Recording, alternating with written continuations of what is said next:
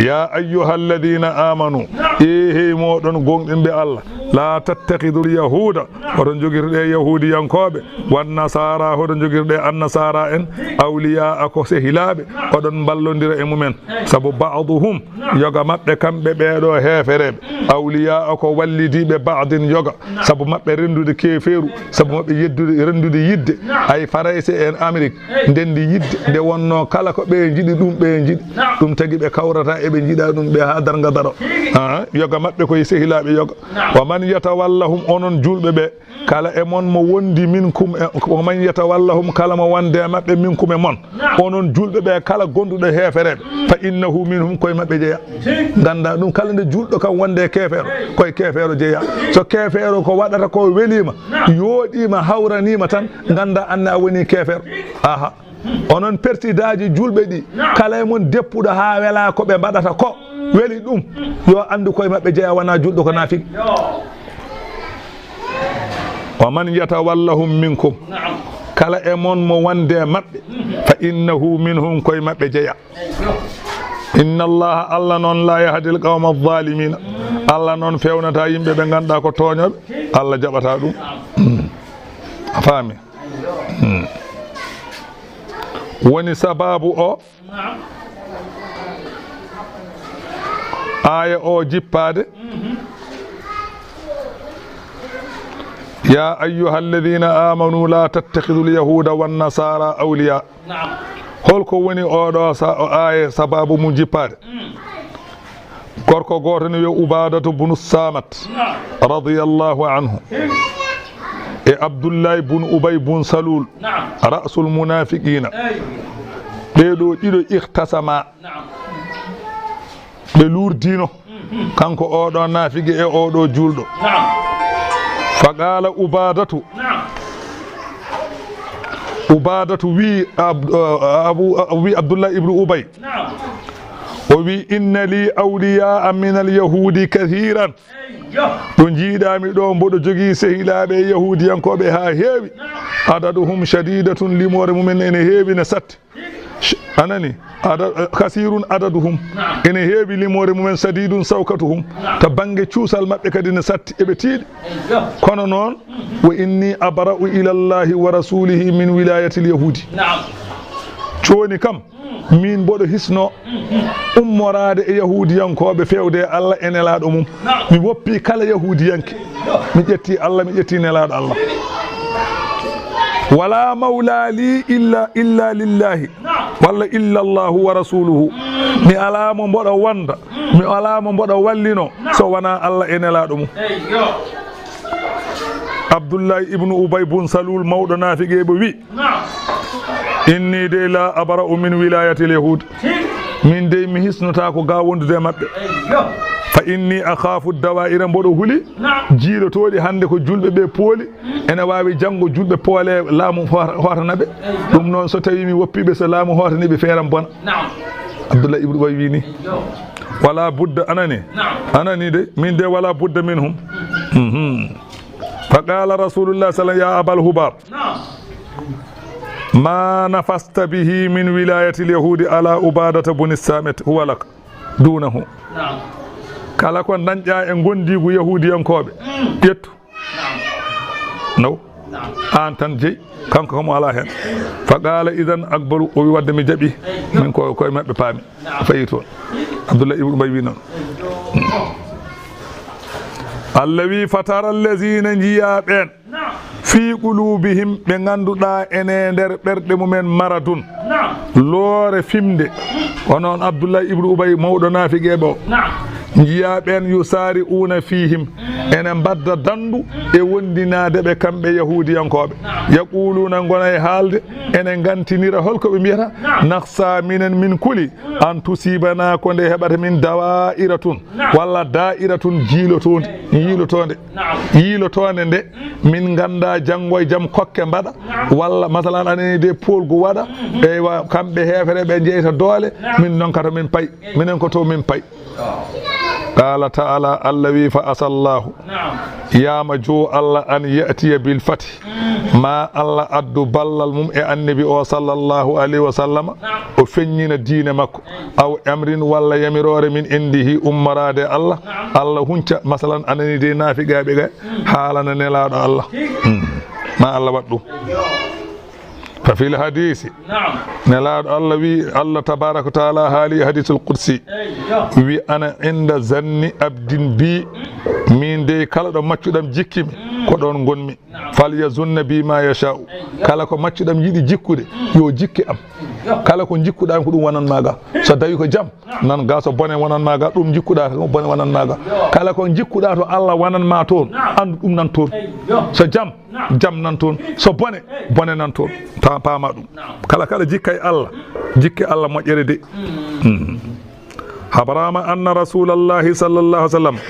أمر وهو على المنبر بإخراجهم من المسجد واحدا وياما ودي نيالاما غوتو Allah ko wi aw amri min indi walla yamirore ummorade mum holdum kuncude naafigeɓe andi naafigeɓe biyata ko julɓe eɓe men ha joni eɓe gonde men wiyeɓe ko julɓe taw gona ɓen ko naafigeɓe kono en ganda biyeten tan fof ko julɓe taw gona eyyo Allah noon yiɗi huncudeɓe yiɗi weññudeɓe waɗi ñalawma goto nelaɗo Allah sallallahu alaihi wasallam dare dow minbar Allah wimo kaari ko naafige nelaɗo wiya kaari o wiya nam o wiya yaltu juma ka an ka naafige kaari yaltu juma ka naafige kaari yaltu ha gasi ha naafige ɓe fof gasi oya jaani saɗa bonanede hoɗa bonanede Allah Allah wawma o wi fa yusbihu on saha se ɓe mbaɗama noon ɓe battinda alama asarru keɓe cuunno fi anfusihim e nder maɓɓe ɓe battina nadimina eɓe nimsiti wa yaqulu alladina amanu julɓe ɓe ganduɗa enen gonɗini Allah ɓe mbiya so tawi hankanti nde alhaali o jiiɓi nde kaari ko naafiɓe jalti julɓe ɓe gone wiide aha ulai beele ko ɓeeɗo allazina no ɓen aqsamu wodannoɓe billahi to Allah jahda aymanihim kaatudi gondoji mumen mbiyanno innahum wonde kañumen lamaakum koye mon gonduno ɓeɗo de gondanno mbiya wallahi koye mon min gondi wana ɓe menno ko nashadu إذا جاءك المنافقون قالوا نشهد إنك لرسول الله والله إمن شيدي كان لا الله والله الله جابي والله يشهد كي إن المنافقين لكاذبون سنبي كي نلا الله كي كوغا فنان لا يدو كنا الله نسيدي أننا كنا نافق نافق دي كنا نوادات أرى إن واندا أرى إن ويا توانا نور أيوه Allah mi habidat a'maluhum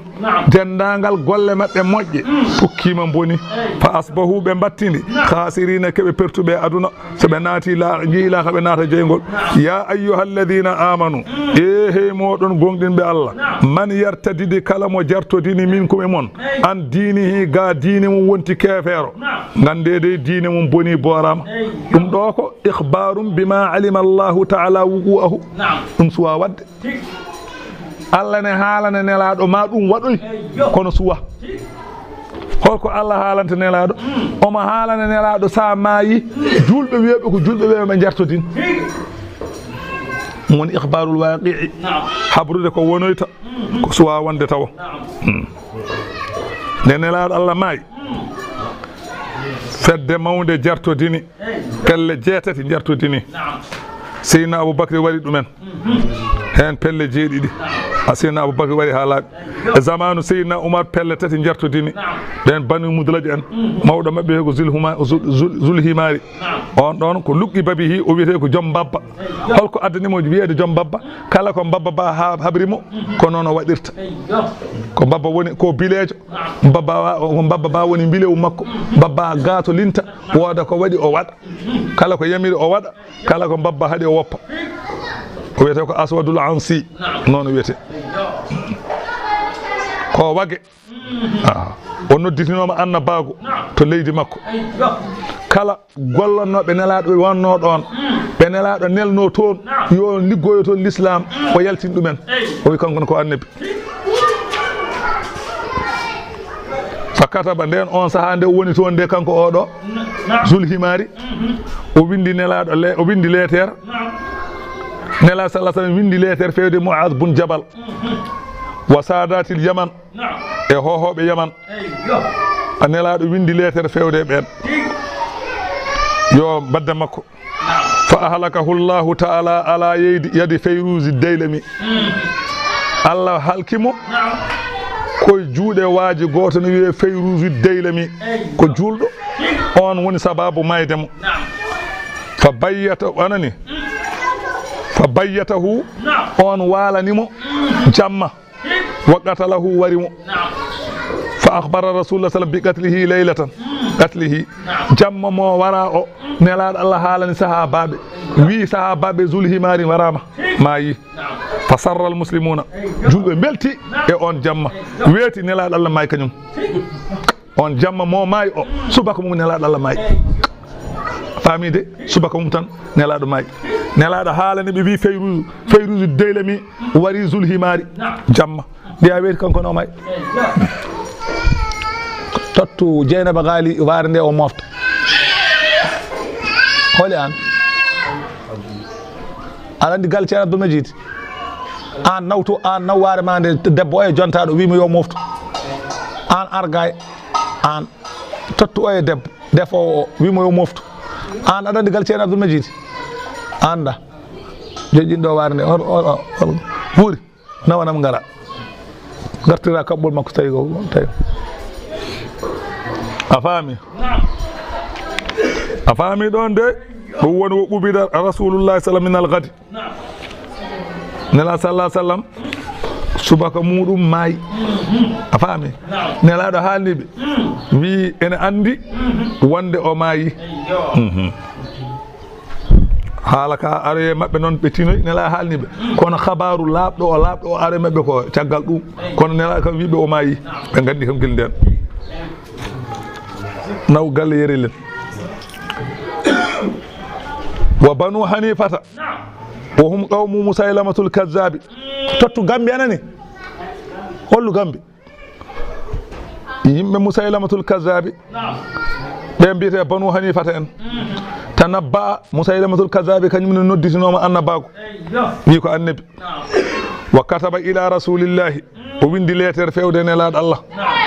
o wi lettere o min musailamatu rasulillah lettere ummi ko musailamata mo ganduɗa ko nelaɗo Allah ila muhammadu rasulillah fewde muhammadu nelaɗo Allah amma ba'du so ɗum ɓenni fa innal arda nisfuha li wa nisfuha laka paama aduna o ko pecce ɗiɗi hen feccere min nela hen feccere ko an nela hen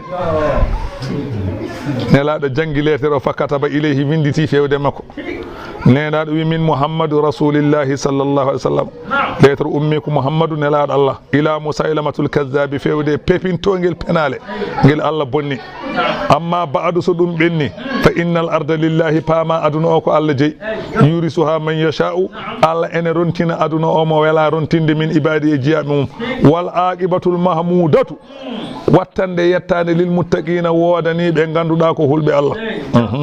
kanko noon wa halaka fi khilafati abi bakrin o mayane sahane laaɗo Allah o maayi koye lomtagol seydina aboubacry ala yadi wahshiyin e oɗo gorko juuɗe oɗo gorko gulam mutamu bun uday qatilu barnoɗo hamsatu o on warimo fa kana yaqulu oɗo wahshiyu omo hewno haalde o qataltu khayran nasi fil jahiliyati wa sharran nasa fil islami mi wari ɓurɗo moƴƴude yimɓe ne gonmi keefeero ne jaami ha tubanmi Allah mbarmi ɓurɗo jasde yimɓe o wayri musailamatul kazzabi kanko nomo heewi wasade ɗum ɓe ko huuɗaɓe tan a faami ɗum woni noon fa sawfa yati llahu ma Allah addoy wostito ɓeɗo heefereɓe ma Allah addoy ɓe gawmin yimɓe wi hibbuhum Allah ene yiɗi ɗumen wa yuhibbunahu ene jiɗi Allah ma Allah addoy yimɓe ɓe ganduɗa Allah ene yiɗi ɗumen kañum kadi ene yiɗi Allah ene jiɗi Allah ɓen woni qala hada sallallahu sallam qala sallam hum qawmu hada o wi ɓen ko yimɓe oɗo wa asara ila abi Musa al-Ash'ari ñande hen abi Musa al-Ash'ari ene jooɗi sara nelaɗo Allah nde Allah jippini oɗo aye Allah wi fa anani fa sawfa ya'ti Allahu ma Allah addu lomtinaɓe bi qawmin yimɓe yuhibbuhum Allah ene yiɗi ɗumen wa yuhibbunahu kañum ene yiɗi Allah nelaɗo Allah joofi Musa al-Ash'ari abil Musa al-Ash'ari oy ko yimɓe ma bande en ɓe ko ɓen ɓen de dañi ɓe Allah yiɗi jiɗi Allah ɓen de dañi ha azillatin yurmotoɓe alal mu'minina e julɓe a izzatin sattoɓe alal kafirina e hefereɓe yujahiduna ene kaɓe fi sabilillahi e diine Allah wala yakhafuna lawmata la'imin kulani ñiŋore ñiŋowo hay hunde kulani so wona Allah ɓen hono no hefereɓe nafiqeɓe ɓuri kuldi hefereɓe ni kamɓe ɓe kulani zalika ɗiɗo sifaji kaalaɗi fadlullahi ko ɓuural Allah yu'tihi Allah rokka ngal ɗo ɓuural man yasha'u mo haaji rokkude wallahu lamɗo Allah noon so wasi un ko jaaƴo ɓuural alimun ganduɗo kanduɗo hen Allah ene andi kanduɗo e ɓuural Allah kala ɗo waɗi ɓuural ene hani so handani hen Allah tottora Allah ha gaka Allah kala ɗo waɗi moƴƴere mum ene handi hen tan so handani hen o tottora a jaɓat tan ndewa hen pofta sa jaɓani tampa mahabbatallahi lahum iqamatuhum lahu fi khidmatihi Allah noon yiddeɓe nde yiddeɓe Allah yiddeɓe nde ko Allah ñimnudeɓe eɓe liggano ɗum ma arrida wal ithabati Allah ene wela barjitaɓe wa ma'ana mahabbatuhum lillahi koɓe jiiɗi Allah ko muwalatu da'atihi ko hettodirde e ɗoftade ɗum wa taqdimu khidmatihi ala kulli shay'in e ardinde ligganade Allah e kala ko wona Allah ko Allah tan ɓe ligganto walamma kanat mahabbatuhum lillahi nashi'atun an mahabbatillahi lahum nde wonno noon yiddeɓe Allah nde ko toon fuɗɗoto fuɗɗi koye Allah yiddeɓe nde wonno so Allah yiɗama a wawa yidde ɗum ko ma Allah yinma ha gasa ne jiiɗa ɗum wona an adato yidde Allah ko Allah adato yiddema nde o wurtuma yiddemo ɗum tagi qaddama habbatallahi lahum ɗum woni anani ɗum woni yuhibbuhum woni Allah ene yiɗiɓe ko ma Allah yiɗiɓe nde ɓe jiiɗi ɗum so Allah yiɗama aɗa yiɗi ɗum قال العارف رضي الله عنه على لسان الحضرة العلية جياد الله غوتو ولي مود ان يماي حضرة الله ونا كانكو وني دون دونكو الله وني دون وي ايها المعرض عنا ان اعرادك منا ان غاردي دو min palido ga amen a ala e amen haaju paama ko palida min ko wana an ko minen Allah wi an mo yida kam wana an woni mo yida kam ko min woni mo yidama dum tagi mo hoddirani ya yidam law aradnaka ja'alna kull ma fika yuridna so tawi min jidinoma min baday ma kala ko min jid min jidama fa ala khara wana an anyi ko min anyi eyyo إنما وليكم الله ورسوله والذين آمنوا الذين يقيمون الصلاة ويؤتون الزكاة وهم راكعون ونسباب أو آية جباد عبد الله ابن سلام الجول بريو بمكوب الله فيوني فيودي الإسلام de oɗo aya jippi andi ko kanko arno e nelaɗo Allah o wi nelaɗo Allah yimɓe korejam ɗi bandam en ɓe mbi tawde tan mi gonɗini Allah mi yiɗi nelaɗo Allah mi yiɗi sahabaɓe nelaɗo Allah kamɓe ne ɓe ngala am hajju ɓe mbaɗimi guero ɓe mbaɗimi embargo mi resata e mabɓe ɓe desanta kam ɓe jeeyata kam mi yeeyataɓe tawde mboɗo yiɗi Allah Allah jippini ay Allah wi innama waliyukum ay woni ballo mon an oɗo Abdullah ibn Salam e wondiɓe ma Allahu ko Allah wa rasuluhu woni balla ma ko nelaɗo Allah wallazina amanu e ɓen gonɗinɓe Allah allazina no ɓen yuqimuna salata e ene ñiɓanno julde o yu'tuna zakata ene totta zakkeje wo humraki uno ko juuloɓe ɓen goni sehilaɓe ma ɓen goni bande en foppu heddi ko so Allah nanguima nelaɗo Allah nanguima julɓe nanguima hol goppuɗomo ko bonnantuma yowi woppuma ko mbaɗɗa ko yo wele ɗum woni Abdoullah ibn Salam wi raditu billahi rabban wadde mi welama Allah woni joomam wa bi rasulihi nabiyan annabi makko o mi welama woni annabi wa bil mu'minina awliya julɓe ɓe goni wallidiɓam wal ibratu noon teskoɗa ɗo bi umumi lafti la bi khususi sababi teskuye ɗo wona kanko tan kala baɗono wayni ha darga daro wona tan ko wonno sababu ko tan haaɗi ɗon ala qur'ana wona noon jaɓata man intasaba lillahi fa huwa waliyuhu kala gaskitiɗo e Allah Allah woni ballo mum a faami on woni Allah wi Allahu waliyyu alladhina amanu yukhrijuhum min adh-dhulumati ila an-nur wana nde mar ƴiwata ko gari de wa man yatawalla allaha wa rasulahu kala mo wondini e Allah wondini nelaɗo Allah walladina amanu wondini julɓe ene balla ɗumen fa inna hizballahi humul ghalibuna fedde Allah ɓe goni folɓe ya ayyuha alladina amanu e hey moɗon gonɗinɓe Allah la tattakhidhu alladina hoto jogirɗe e ɓen ittakhadhu jogiriɓe dinakum dina mon huzu an ko jalkitorgal wala iban ko fijirde min alladina e ɓen utul kitaba rokkanoɓe deftere min qablikum e aadiɓe on wal kuffara hoto jogirɗe hefere ɓe awliya ko wondiɓe oto gonde e mabɓe wattaqullaha kule Allah in kuntum mu'minina ɓayde oɗon gonɗini Allah woni sababu o annal kuffara e nafiqeɓe hefereɓe e nafiqeɓe kanu ida sami'ul azana seɓe nani noddinanu ne noddina dahikuɓe gona e jalde seɓe nani noddinanu ne noddina tan ɓe gona e jalde wa qalu ɓe gona e wiide ya Muhammad ibtada'ata shay'an ganda a waɗi bida dey o bida lam yusma bi mislihi hono makko meeɗa nanede fima mada ko ɓenni qabla ko adima minal umami leƴƴi hay goto ɗi gulali fa in kunta tadda innubuwata so tawi noon aɗa noddito annabago ganda faqad khalaftal anbiya a lundima annabaɓe adinoɓe ma walaw kana fika khayrun lakana awla nnasi bihi l anbiya soko gonɗa ko jam wonno annabaɓe ɓuuri handude hen fa min ayni laka holto dañƴa ɗiɗo siyahul iri ɗiɗo gulali ndumsa o lowde kulani kadi yimɓe nante merde fama akbaha hadha sawt ala ko ɓuuri oɗo sawtu bonde eɓe gona e wiide noon wa hadha al amr aya o jippi Allah wi wa man ahsanu qawla mimman da'a ila Allah ala ɓurɗo moƴƴude konngol ka e biiɗo Allah ko Allah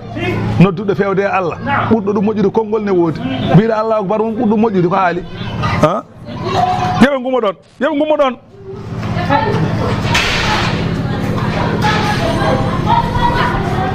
a faami de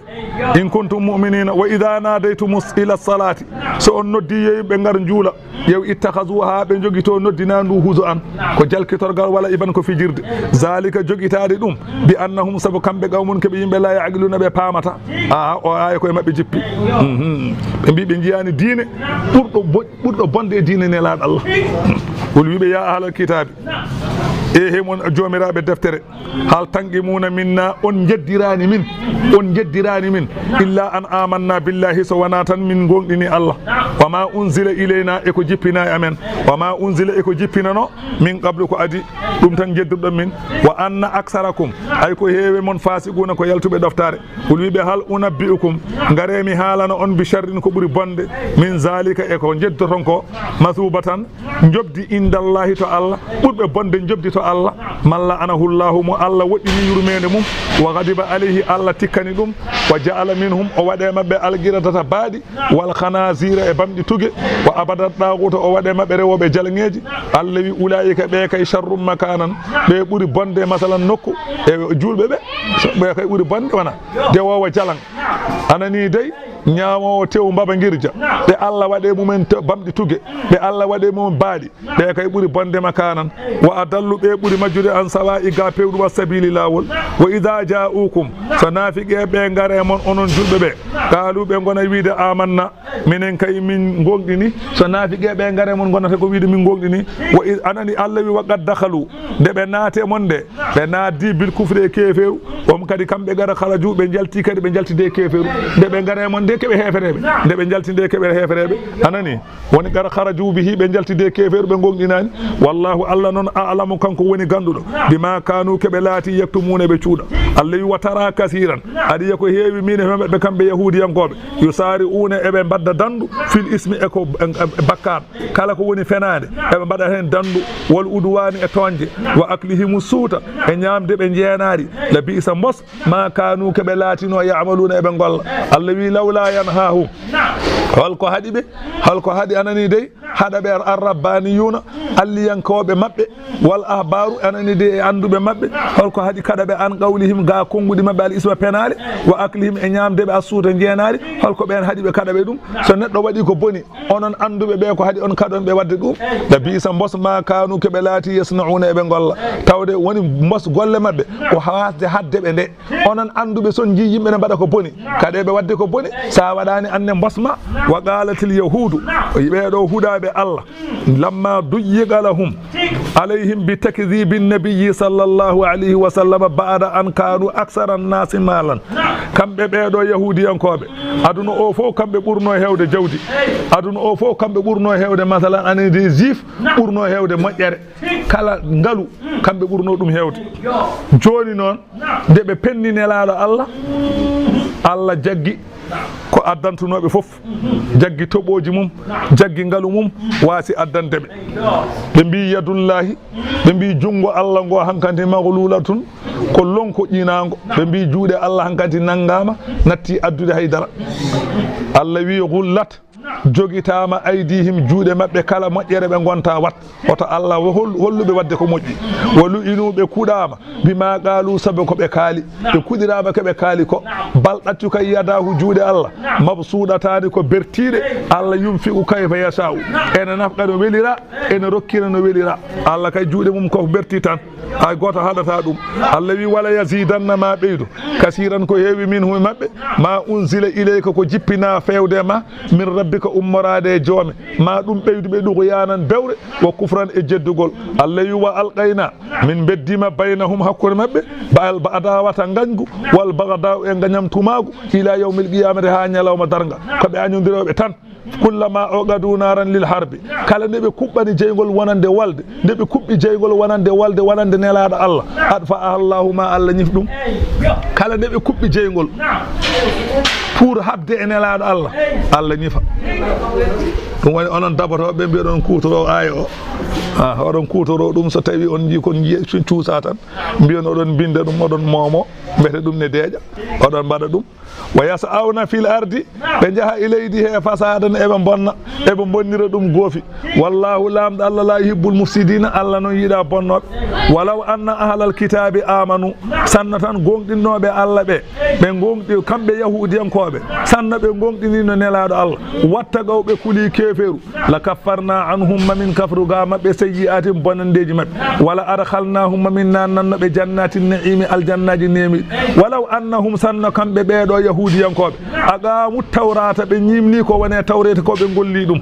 wal injila ɓe ñimni ko wone linjila ko ɓe golli ɗum wa ma unzila ilayhim e ko jippina fewde maɓɓe to banggue defte min rabbi ummarade e jomaɓe ɓe gonɗini dendagal ko wone defte ko ɓe mbaɗi ko woni hen ko Allah wi la akalu maɓe ñamanno min fawqihim dow maɓɓe hay so neɗɗo wanni jungo mum dañ ko ñaami wa min tahti arjulihim so neɗɗo junnima less koyɗe mum kadi daña ko ñaami Allah wi wa minhum ene maɓɓe noon ummatun dental muqtasidatun ngal ganduɗa ko kafini ngal ene golla ene hen gonɗinɓe nelaɗo Allah kono wa kasirum minhum ko heewe yahudiyankoɓe sa a boni ma ya'maluna ko gollata ya ayyuha rasul e hey ma nelaɗo Allah balligh yettin dendagal ma unzila ilayka ko jippina fewde ma min rabbika ummarade e joomi oto suude hen hay hunde fofo yettin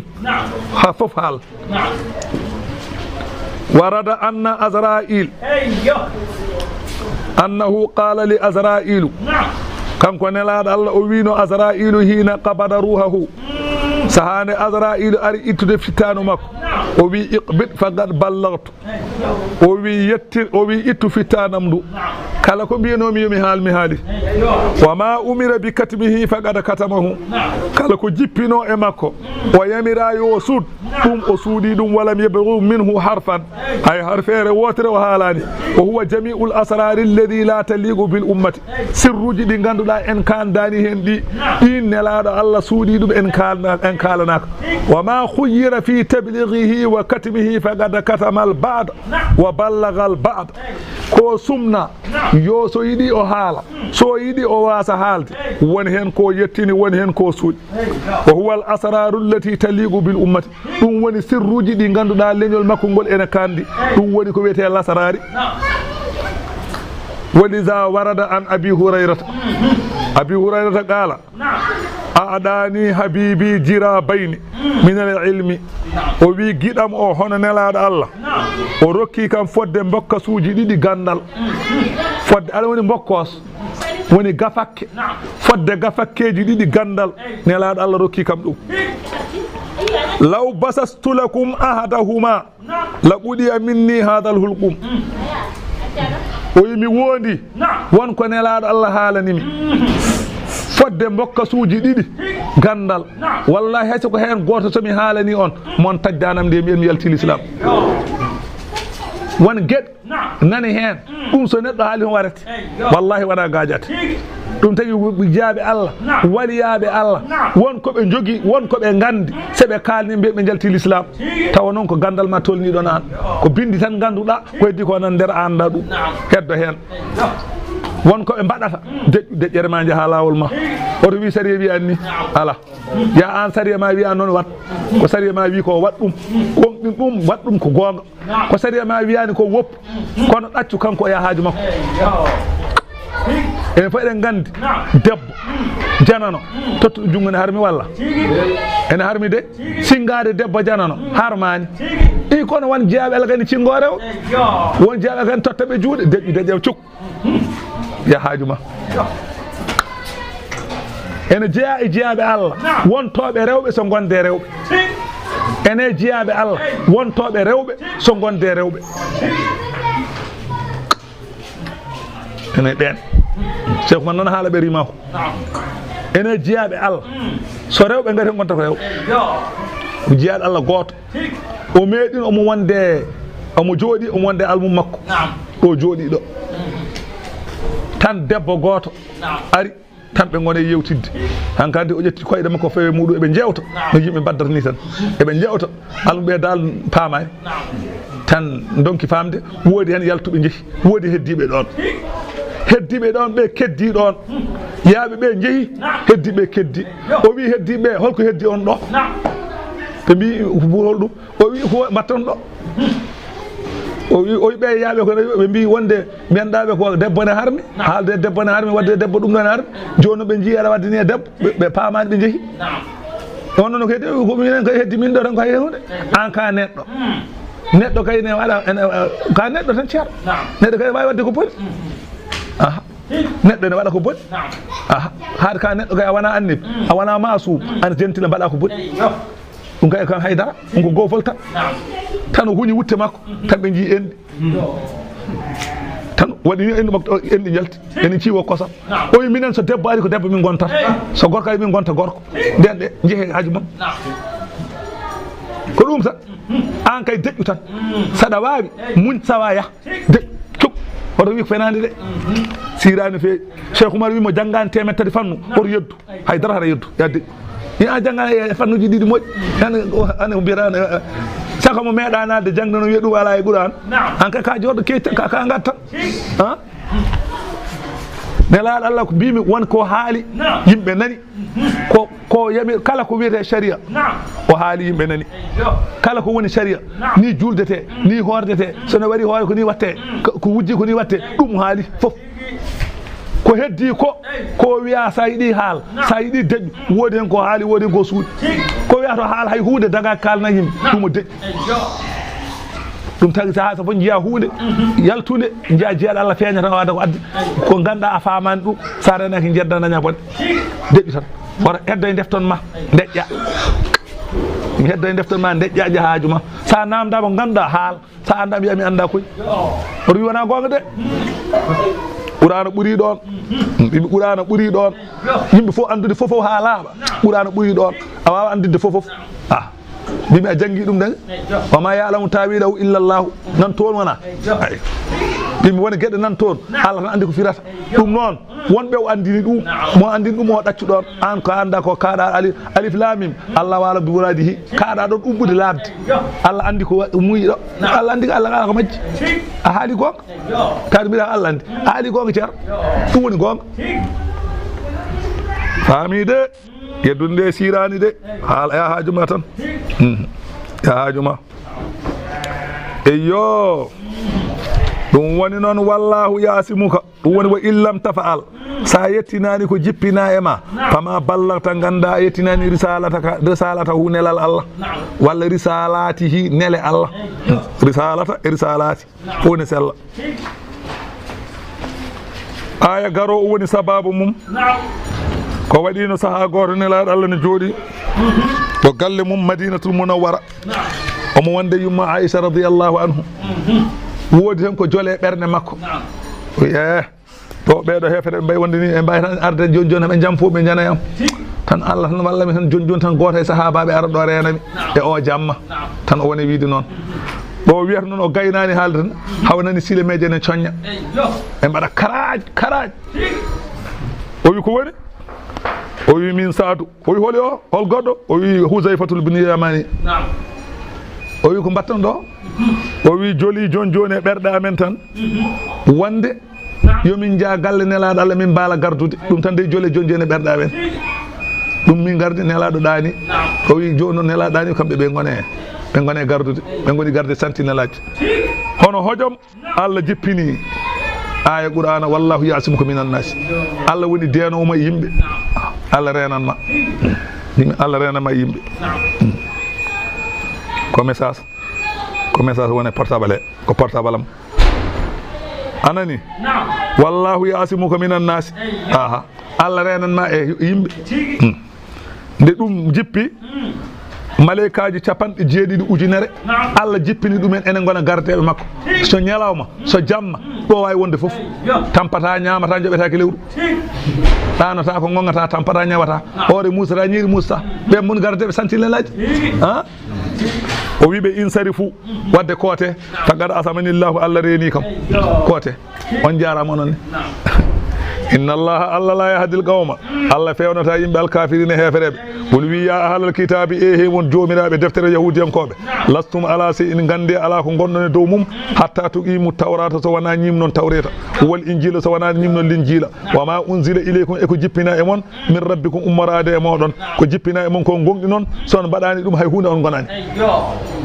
wala yazidanna Allah wi ma ɓeydu kasiran ko heewi min he mabɓe kamɓe yahudiyankoɓe ma unzila ilayka ko jippina fewde ma an nelaɗo Allah min rabbi ko ummarade e joome ma ɓeydu ɓe ɗugo yanan bewre wo kufran e keferago ɗum noon fala tasa an Muhammadu hoto suno alal qawmi yimɓe alkafirine hefereɓe seɓe gonɗinani hoto suno haydara jokkoajo ma inna alladina amanu ɓen ɓe ganda enen gonɗini Allah walladina haadu e ɓen yahudiyankoɓe wassabi'una e pelle e mabɓe wannasara e annasara en Allah wi ene mabɓe man amana billahi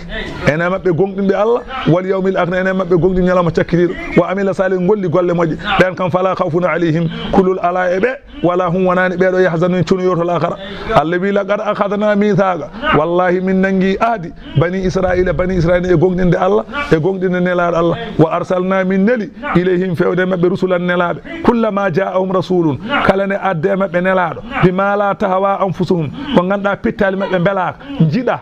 kala ne annabi addani ɓe koɓe jiɗa koɓe belaka ƴeew fariqan fedde annabaɓe kazzabuɓe penna wa fariqan fedde annabaɓe yettuno ɓe mbara a wona mabɓe ɓe mbara wona mabɓe penna ko wayno Zakariya en Yahya ɓe mbara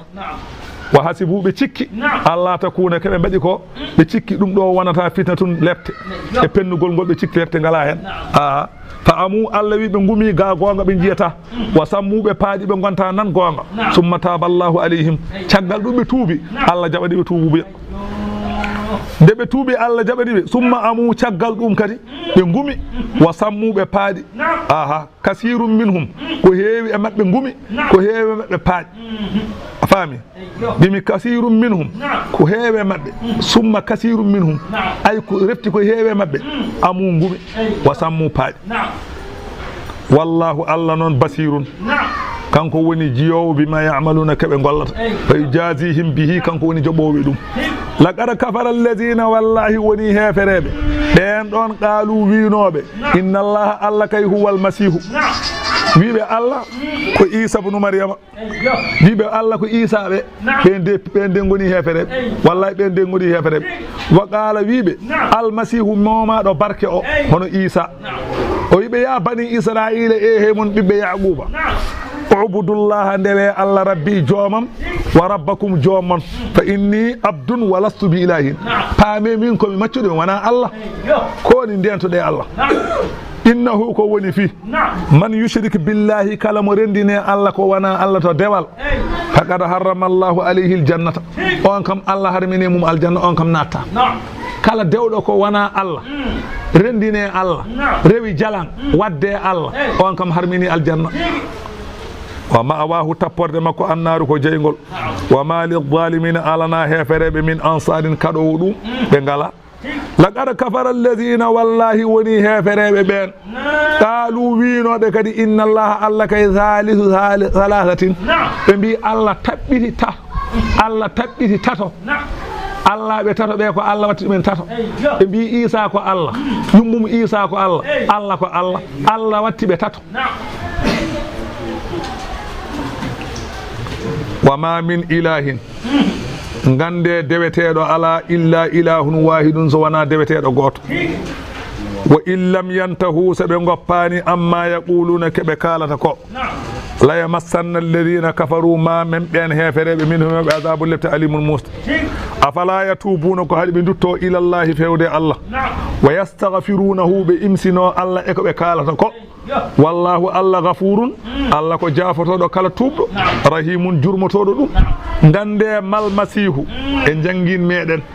kamɓe mbiyata ko wo mal masihu wonani oɗo momaɗo barke ibnu maryama ɓi maryama o hono Isa o wonani illa rasulun so wona ko nelaɗo tan kadi kada khalata ɓennino min qablihi ko adinomo ar-rusulu nelaɓe kankone ko ɓennowo no ɓe mayirini kanko ko mayowo wo ummuhu paame yum makko kadi siddiqatun ko gonɗuɗo cattuɗo gonɗingol kana kanko Isa e yum makko yakulani da'ama keɓe ñamannoɓe ñamde Isa ne wottorno maaro ene ñama maafe ene ƴakka guerte no yimɓe heddiɓe ɓe no ñamirte ni ene ñama pour ha wuura wa man kana kazalika ñamowo maafe guerte ñamowo maafe tiiri ñamowo maafe kanje la yakunu ilahun o wawande Allah sabu o reedu mum dogan mo reedu mum dogata kay wawande Allah ha ƴakkowo guerte ñamowo maafe o wawa wande Allah la yakunu ilahan sabu o ko jahowo dow wuro o ko tarotoɗo o wawande Allah deke Allah ko goto unzur ndar e hawede kayfa nubayyinu lahumul ayati yewno min peññiniri ɓe dalillaji gotin paago hattan amen summa refti kadi unzur ndar yew anna yufakuna ƴewno ɓe pirlitorte ga gonga mi haalana ɓe o gonga ne wayi labde ƴewɓe mbasa wadde ɗum ƴew ɗum no wayi hawnade wol wiɓe a ta'buduna on ndewat min dunillahi ko wona Allah ko ganduɗa ma la yamliku lakum ko ganduɗa wawa nafde on darranto bange lor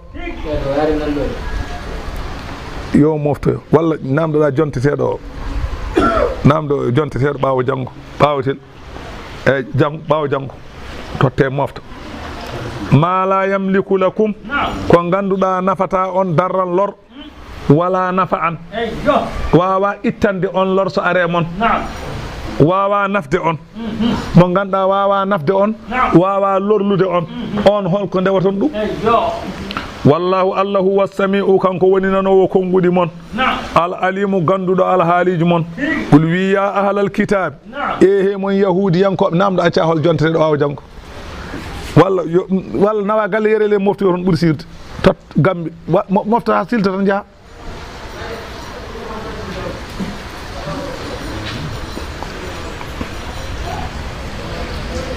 anani qul wi ya ahlal kitabi ehe mon yahudiyankoɓe annasara en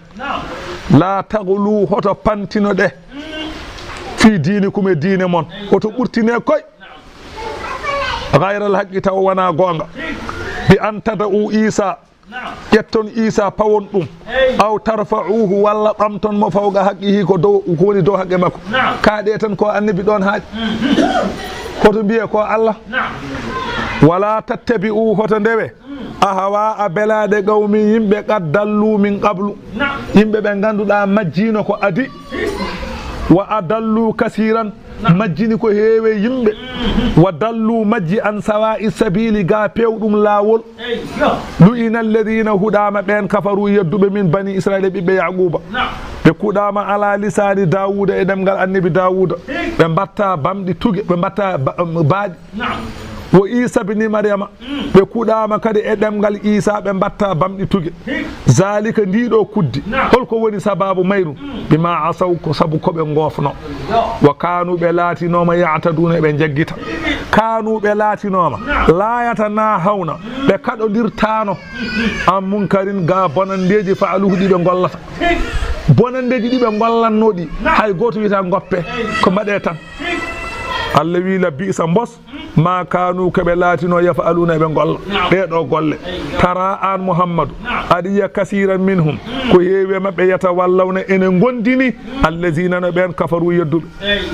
saabu anjema yahudiyankoɓe ene gondini hefereɓe saabu anjema la bisa mbos ma qaddamat lahum ko ardinannoɓe ɗum anfusuhum pittali maɓɓe e golle bonɗe an sahida allahu alayhim saabu Allah tikkaniɓe o fil azabi ay lepte on kamɓe khaliduna keɓe sasoɓe walaw kanu yuminuna billahi seɓe laatinoɓe eɓe gonɗini Allah wan nabiyyi seɓe laatino ɓe gonɗini annabi wa ma unzila ilayhi eko jippina e annabi Allah wi seɓe gonɗinino ɗum mattakhasuhum ɓe jogittano hefereɓe ɓe jogitta ko hefereɓe awliya ko wallidiɓe walakinna ko woni tan kasiran minhum ko heewi e maɓɓe kamɓe ɓeɗo fasikuna ko yaltuɓe limanago sadaqallahu l-azim. Fatiha salat al-fatih.